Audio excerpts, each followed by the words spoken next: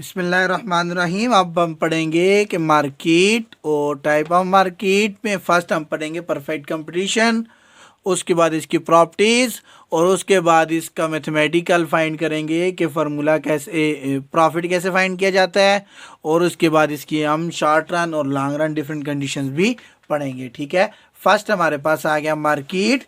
Market हमारे पास ऐसी place आ गई जब buyer and seller interact with each other and buy a good and services. ठीक है, exchange of good and services with the use of money is called market. ठीक है, और उसके बाद हमारे पास डिफरेंट टाइप की मार्केट है, जिसमें हमारे पास फर्स्ट आ गई perfect competition market.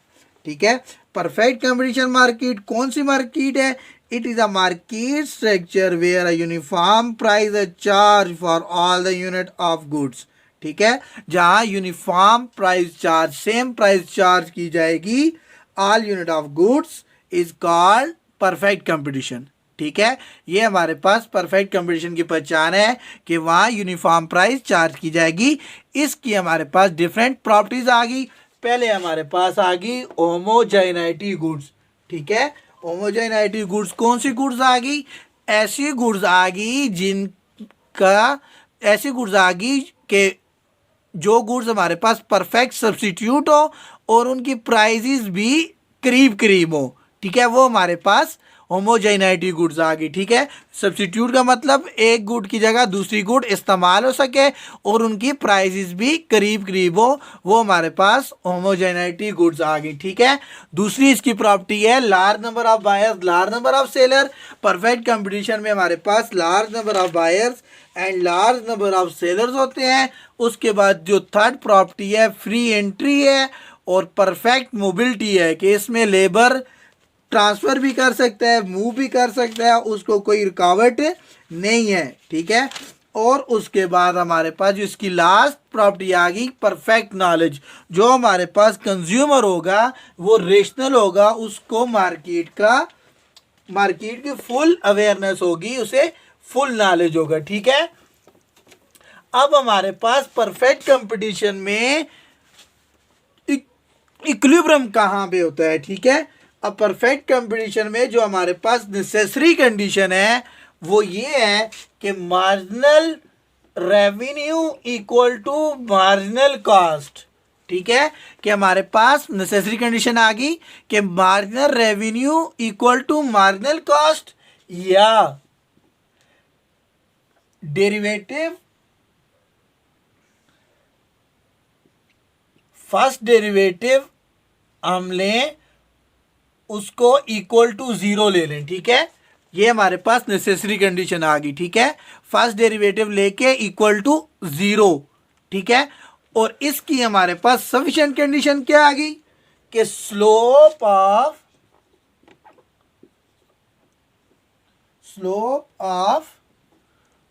Marginal revenue is less than slope of marginal cost हो। ठीक है, ये हमारे पास इसकी सफिशिएंट कंडीशन आ गई। या फिर हमारे पास in the form of derivative second derivative जो हमारे पास हो उसका आंसर लेस देन जीरो आए, तो वहां पे हमारे पास मैक्सिमम प्रॉफिट होगा, मैक्सिमम आउटपुट होगी।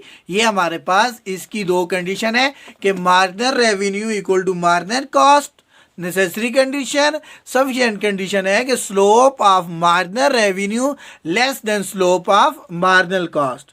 ठीक है, अब इसको ग्राफिकल भी करते हैं और मैथमेटिकल भी हम इसको प्रूव करते हैं। ठीक है,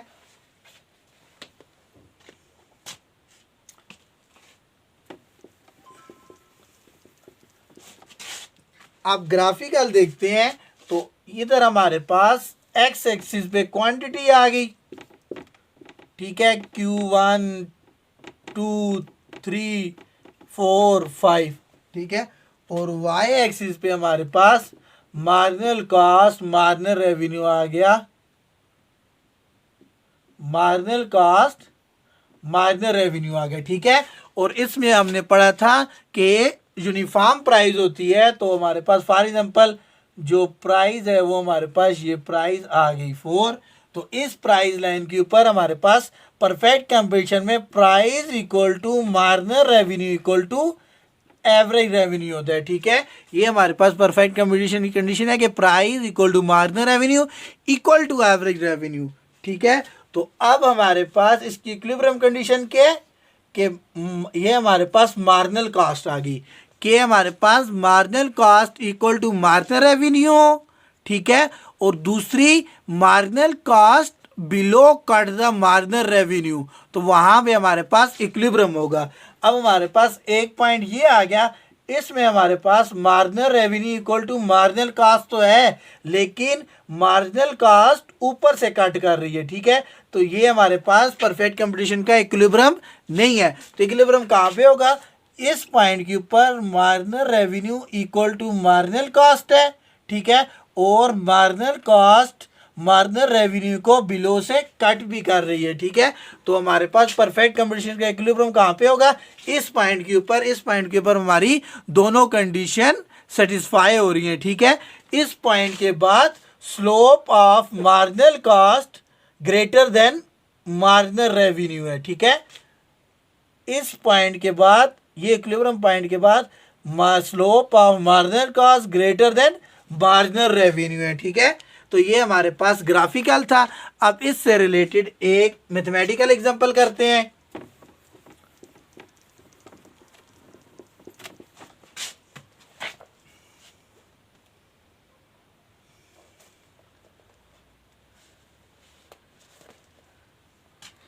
अब हमारे पास क्वेश्चन है जी, प्राइस इक्वल टू 100 और average cost equal to q square plus 3/2 minus 8 plus 9/q।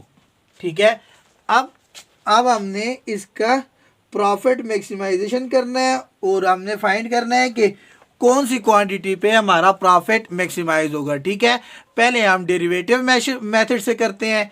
ठीक है, तो हमारे पास प्रॉफिट इक्वल टू होता है, profit equal to total revenue minus total cost.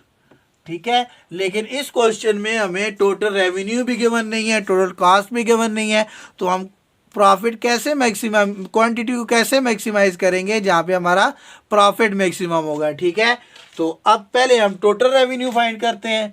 तो अभी स्टार्टिंग में हमने पढ़ा था total revenue equal to P/Q, P multiply by Q। तो total revenue equal to P की जगह P की वैल्यू पुट करो तो आपके पास ये टोटल रेवेन्यू आ जाएगा। ठीक है, इसी तरह हमने एक और फार्मूला पढ़ा था कि average cost equal to total cost divided by Q। ठीक है, तो अब हम क्या करेंगे, इधर से टोटल कॉस्ट की इक्वेशन फाइंड कर लेंगे। ठीक है, तो हमारे पास total cost equal to quantity multiply by average cost. तो हमें एवरेज कॉस्ट गिवन है, तो अब इस Q को एवरेज कॉस्ट की इक्वेशन के साथ मल्टीप्लाई कर देते हैं। तो total cost equal to Q³ plus 3/2 Q² minus 8Q plus 9। ठीक है, और उसके साथ मल्टीप्लाई कर दिए, इधर से हमारे पास Q कट के 9 बच गया। अब हमारे पास टोटल कॉस्ट भी आ गई है और टोटल रेवेन्यू भी आ गया है। तो अब हम क्या करते हैं, इसको फार्मूले में पुट करते हैं। तो profit equal to total revenue की जगह टोटल रेवेन्यू की value 10/Q minus total cost की जगह टोटल कॉस्ट की वैल्यू।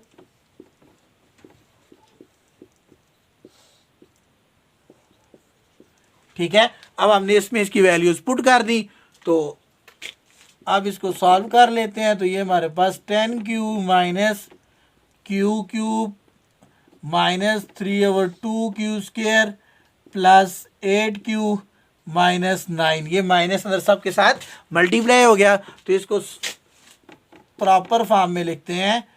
तो ये आ जाएगा माइनस Q³ माइनस 3/2 Q², उसके बाद 8 और 10 हमारे पास आ गया 18Q माइनस 9, ये हमारे पास प्रॉफिट की इक्वेशन आ गई है। ठीक है, तो अब फर्स्ट कंडीशन क्या है, हमने उसके ऊपर डेरिवेटिव अप्लाई करना है।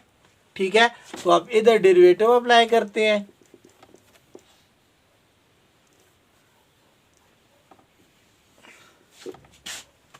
ठीक है, तो अब इधर taking derivative with respect to Q on both side, अब इसका डेरिवेटिव लेते हैं तो ये माइनस क्यू क्यूब है, तो ये हमारे पास आ जाएगा, पावर बेस में आ जाएगी, पावर के साथ -1, तो 3 - 1 2 आ गया, तो इसका हमारे पास आंसर आ जाएगा -3Q।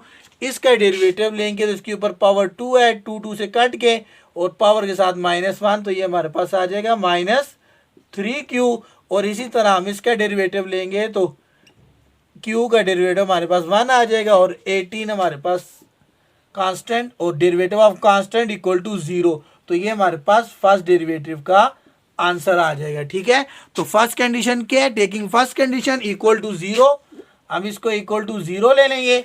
ठीक है, तो अब इसमें से हमने Q की वैल्यू फाइंड करनी है, तो ये हमारे पास आ गया -3Q² -3Q plus 18 equal to 0। इनमें से आप 3 को कॉमन ले लें या 3 के साथ सबको डिवाइड कर दें, -3 के साथ इधर भी डिवाइड कर दिया, इधर भी और इधर भी, ये हमारे पास कट गया, ये भी कट गया, ये हमारे पास 6 आ गया, तो हमारे पास आंसर आ गया 3Q² minus plus Q -6 equal to 0। ठीक है, तो ये हमारे पास वैल्यू आ गई। अब इधर से हम फैक्टराइजेशन क्वाड्रेटिक इक्वेशन आ गई है, क्वाड्रेटिक इक्वेशन आ गई है, इसको फैक्टराइजेशन से करें या क्वाड्रेटिक फार्मूला से करें, जो भी आपको इजी लगे उससे आप इधर से Q की वैल्यू फाइंड कर लें। तो हम फैक्टराइजेशन मेथड से करते हैं, तो ये हमारे पास 6 है, तो इसके हमारे पास 2 फैक्टर बनेंगे, Q² -2Q plus 3Q -6 equal to 0। हमारे पास -2Q प्लस 3Q 2 फैक्टर बन गए, इन दो में हमारे पास Q कॉमन है, Q कॉमन ले लिया, Q -2, और इन दोनों में से हमारे पास 3 कॉमन है, तो इधर हमारे पास Q -2 इक्वल टू 0, तो हमारे पास Q plus 3 equal to 0, Q -2 equal to 0, Q equal to -3 and Q equal to 2। तो क्वांटिटी हमारे पास नेगेटिव नहीं हो सकती, तो हमारे पास Q इक्वल टू 2 आ जाएगा। ठीक है, तो Q की वैल्यू हमारे पास क्या आ गई, Q की वैल्यू हमारे पास आ गई जी 2। ठीक है, अब हमारे पास जो फर्स्ट इक्वेशन हमारे पास आई थी, जिसका हमारे पास आंसर आया था, अब हमने उसका सेकंड डेरिवेटिव लेना है। ये हमारे पास इक्वेशन आ गई, अब इसका सेकंड डेरिवेटिव लेना है, तो अब इसका सेकंड डेरिवेटिव लेते हैं विद रिस्पेक्ट टू Q। अगर ये हमारे पास नेगेटिव आ जाता है तो ये हमारे पास मैक्सिमम होगी 2 क्वांटिटी। ठीक है, जहाँ पे प्रॉफिट मैक्सिमम होगा, तो ये -3। अब इसका हमने डेरिवेटिव लेना है, तो ये -3Q² है, तो इसका डेरिवेटिव लेंगे तो हमारे पास आ जाएगा -6Q, और इसी तरह -3Q है, तो इसका डेरिवेटिव लेंगे तो -3 आ गया। इधर Q की वैल्यू पुट करेंगे तो 2 6 12, तो ये हमारे पास -15 आ गया। जो सेकंड डेरिवेटिव हमारे पास आ गया वो हमारे पास नेगेटिव आ गया, <0 आ गया। तो हमारी जो क्वांटिटी है वो जब 2 होगी तो उस टाइम हमारे पास प्रॉफिट मैक्सिमम होगा। ठीक है, तो ये हमारे पास था प्रॉफिट कि वो वाली क्वांटिटी फाइंड करना जहाँ पे हमारे पास प्रॉफिट मैक्सिमम होगा। अब हम ये 2 प्रॉफिट वाली वैल्यू में डाल के उधर से प्रॉफिट भी फाइंड कर सकते हैं कि मैक्सिमम प्रॉफिट हमारे पास कितना होगा। ठीक है, ये हमारे पास था प्रॉफिट फाइंड करना। ठीक है।